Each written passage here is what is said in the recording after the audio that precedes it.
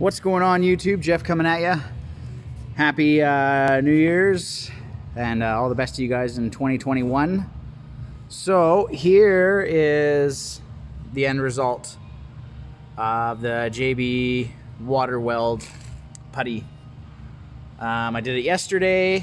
It's still a little soft in some areas.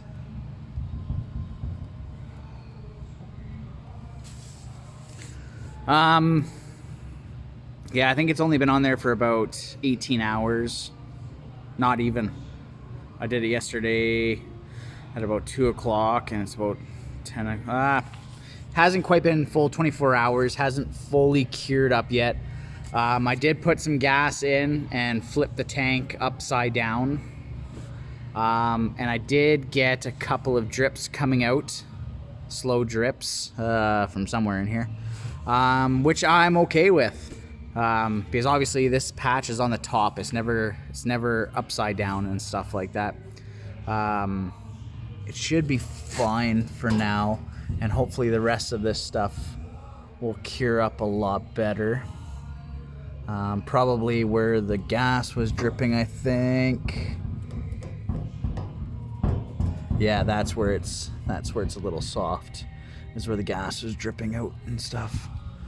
But all in all, not too bad. Like I said, this thing was geysering gas out of everywhere and stuff.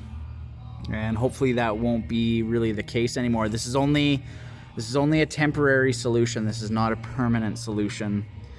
This is just so I can get more than 3 gallons of gas in the car and drive it out of the garage and stuff. Like right now it's at my shop while I'm working on the Honda in my garage and stuff. So it's just so I can, you know, not have to actually stop at every gas station and put $5 in and stuff. Just hoping to get a bit more. So anyways, guys, just wanted to show you. I think the JB water weld, it did pretty well and stuff. It's pretty impressed. It's a quick little patch job. I don't know. They say that you can just plug a pinhole leak while gas is spewing out. I don't know how well it would work in that scenario and stuff, but it's better than nothing. Anyways, guys, like, share, subscribe, and we'll talk to you guys later.